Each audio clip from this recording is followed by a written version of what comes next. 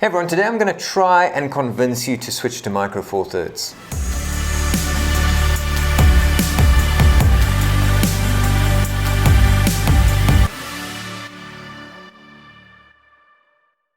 So I've been doing a lot of digging into specifically the Panasonic G9, and it's kind of made me realize what a great system the Micro Four Thirds has been for the past 10 years, and how sad it is that the marketing towards full frame is killing off Micro Four Thirds.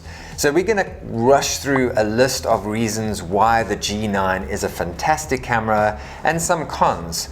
Spoiler alert though, this camera is packed with features, the ergonomics are excellent, and I think the pros far outweigh the cons. As I mentioned, I think the ergonomics of this camera, obviously I haven't tried every camera in the world, but I would hazard a guess to say that it is the best ergonomics of any camera on the market today.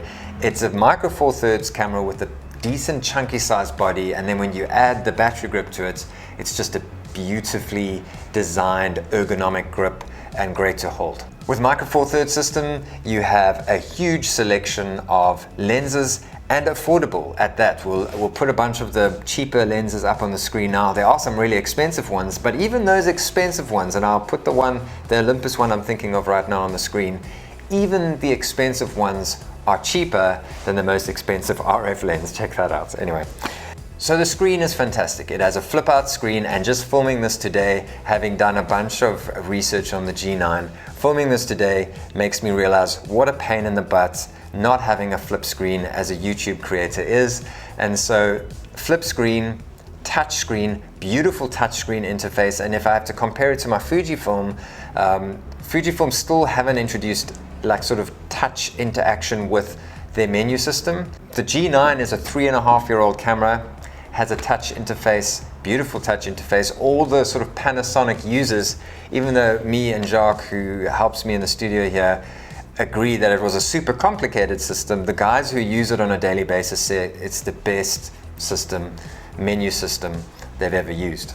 So one of the things that this camera has introduced, and the reason I'm making this video today, is new firmware 2.0. And with that, it also allows you to do a paid firmware upgrade with Panasonic, which introduces Vlog. There are a bunch of updates that now make the G9 a massive competitor to all the other cameras that are coming out this year, 2020. So we have Vlog, which is just phenomenal. We have spectroscopes or light scopes on the screen while you're filming, which is a pro feature. It has a very sophisticated zebra system, so it's like a 2-part zebra system, which allows you to nail your exposure every time while you're making videos. 10 bits internal video. Now let's put this into perspective. Fuji introduced 10 bits on the X-T3 last year, and then 10 bit again on the X-T4. Canon introduced 10 bit for the first time in sort of a camera that we can all afford this year. So 10 bits internal on a 3.5-year-old camera, just exceptional. Another ergonomic thing, the viewfinder on the G9 is really, really good.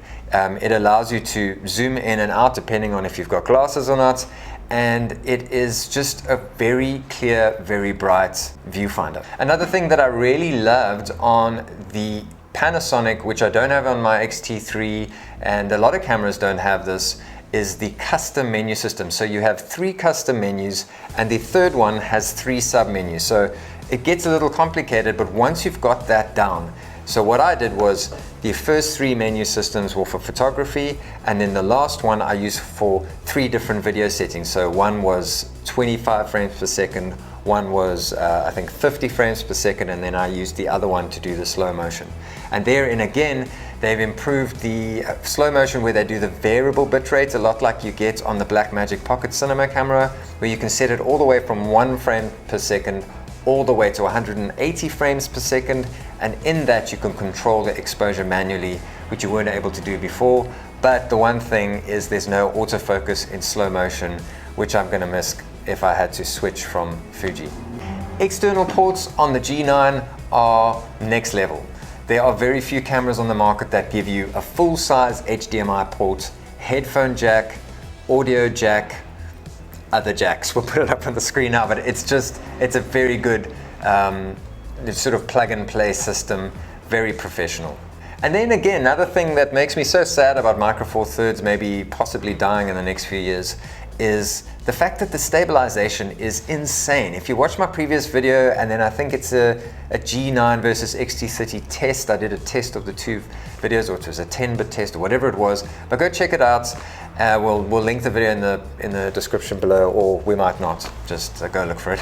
That video just shows how lovely. I did a shot down against the ground towards my son, a push-in shot like this, and it looks like it was on a gimbal. I mean, my wife was like, whoa, that's a beautiful shot, how did you do that? And it was just handheld on the G9, thanks to that incredible stability.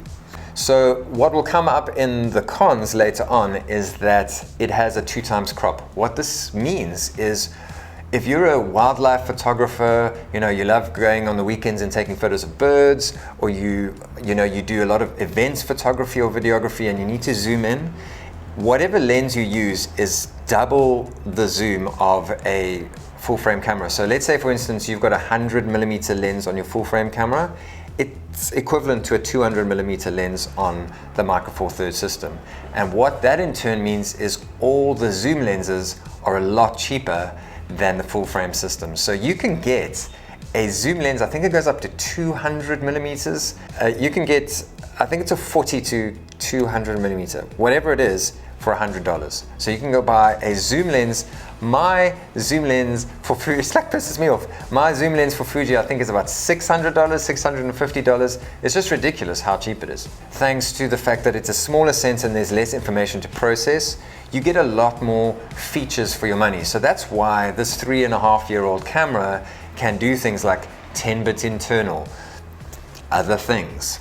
So another thing that I haven't mentioned is the fact that the G9 was originally made for photographers. So what they did was, I think they stunted the capabilities of this camera to protect the GH5, which is their video-centric camera and costs a lot more. So they did that and made this very much a photo-centric camera.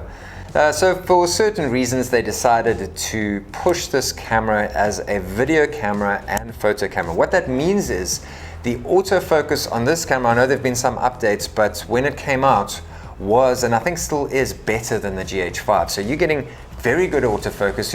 I was using the G9 for quite some time, and I was of the belief it was better autofocus than my XH1, which is capable but not fantastic, and not as good as my XT30, which the XT30 is great. It's fast enough. A lot of people say, oh, it's not quite there yet, but it's decent, and for a Micro Four Thirds camera to almost be there, that's pretty good. So acceptable for autofocus, thanks to the fact that it was originally a photography camera, and you're going to get great photography performance out of this camera. It's got cool little features. It does a high res mode, so it uses the IBIS to a pixel stack, I think, or whatever, pixel bin, and basically create an 80 megapixel camera. Great for product photography, landscape photography, and kind of rivals medium formats resolution. So that's a great little feature, and a bunch of other little features that come in as a photography centric camera. So here's my list of cons. It might seem a little bit long and make it sound like I'm against this camera, but just hang in there. So I struggled with the 10-bit files. I couldn't edit them on my iPad, but whatever, it was okay. So as I mentioned, as a Fuji user, I found the menu system quite fiddly, but most people seem to like the menu system, people who use it on a daily basis. I suppose just like me, I don't mind the Fuji system because I use it every day. Something that I'm owned about is out of the box, you've got 3 buttons, I think, but the one is ISO. So you've got aperture control and you've got shutter control, but you've got to press a button, then dial in your ISO. But what I saw one guy do was he used the back scroll button. He mapped the ISO setting to that back scroll button, and then you've got your 3 ISO, aperture, and shutter all together in one thing. So even though it was a bit of a pain in the beginning, you can work around it on the camera. And also, that's another pro, let's add it to the pro list, but a lot of buttons that you can map to pretty much anything. Another thing I noticed, but I think you must just make sure you buy an international version, is I was borrowing one that came from America, and it was locked at 24 frames per second. That might seem like a little thing, but if you're shooting indoors, you're gonna get light flicker. So I had to shoot at that frame rate, which was a bit of an issue. So my friend said to me, just turn up your shutter speed, but that also affects the way the image looks. So anyway, so just be careful of that. The other thing I mentioned is there's no autofocus in slow motion. So whatever, it is what it is. The file formats are great. There's a lot of file formats, but I just found it a little bit fiddly jumping between all the formats. If you want 10-bit, you only get certain things and what have you. But what I will say there is that the bit rate is a little bit low. So the camera tops out at 150 megabits per second. That being said, people are still using the A7 III, which tops out at 100 megabits per second. And I mean, literally just search on YouTube A7 III cinematic footage and you'll see beautiful footage pop up. So, you know, I think anything above 100 megabits per second is awesome. So for me, for my purposes, for social media, and even for sort of a B cam on a professional set, it can work. Another sort of con is that you have to pay for Vlog, and that gives you those light scopes as well that I mentioned. But a lot of people say that D-Cine-like is great, and also D-Cine-like matches up with my drone, so we'll see. Also, another thing is it does HLG, and I've been ranting and raving about HLG on the Fujifilm system. It won't be as good because it's a lower bitrate, but still HLG is phenomenal and doesn't need a lot of grading. So if you're doing sort of an event and it doesn't need to have a fancy look grade and you just want to do exposure correction at the end, HLG is great. So here's the big con, the biggest con, the reason why everyone's being pushed towards full frame and everyone's saying Micro Four Thirds is dead, is the low light performance. And there's just no getting around it. You know, I had a poor f-stop lens. In other words, the aperture was quite closed on that lens, wasn't letting a lot of light in, and I was trying to do nighttime video with my kids, and it just couldn't do it. You know, as soon as you get past sort of, is it 1200 ISO? As soon as you get sort of past 1200 ISO, it just starts behaving funny, especially if you don't have enough light coming through in the lens. I think if you've got a nice sort of f1.4 lens, you can push it to just past 3200 and have it acceptable. But yes, I mean, my Fujifilm with, I have a 56mm f1.2, and on that lens, I can really just go crazy, and I don't have any issues, especially with the X-T3 that I'm filming on now. Low light performance is surprisingly good. And that's one of the reasons I love Fuji, is they're just maxing out this APS sensor like you can't believe. So I think the bombshell from this video is this. If the G9, because the G9's price has gone down, if it was the same price as the XH1 when I bought it, I would have bought the G9. The reason is, it's just baffling what you get for your money. The lenses are cheaper, so long term, even my Fujifilm lenses are cheaper than Canon, but they're even cheaper on the Micro Four Thirds system. So long term, I'm getting a lot of cost saving. The stabilization is unsurpassed. The ergonomics is only kind of beaten maybe by other Panasonic cameras. I don't think Lumix have made a camera as ergonomically stunning as the G9. It just has so many things going for it. It has file choices for days. It has that 80 megapixel photo resolution, which you can use for products, which I do quite often. For landscapes, you can use it for prints. It just is a phenomenal camera. It's actually quite mind-blowing that this camera is 3 years old. Like, how can it be? And with firmware, it still is competing in the market. I think the only sort of Achilles heel might be that the megabits per second, the bit rate is a little bit low. Other than that, I can't think of anything that would hold you back from buying this camera. I suppose if you are a sensor size snob, Micro Four Thirds is a small sensor. But just do a little bit of Googling. Find the channels that are using Micro Four Thirds systems and just check it out. You can save thousands of rands. I'm too set in my Fujifilm system right now. I kind of know what I want. I know where I'm going with it. But it's very compelling. It's very compelling to get a camera that is going to save you thousands in the long run and just be beautiful to hold and to use on a daily basis. So that's my video of the Panasonic G9. Please go check it out. I've put some links below. Please go have a little shop around for the lenses and all that kind of stuff. It really is an exceptional system.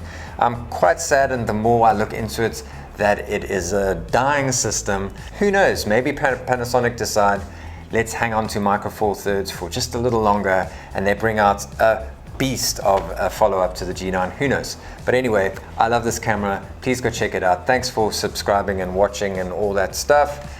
I'll see you in the next one.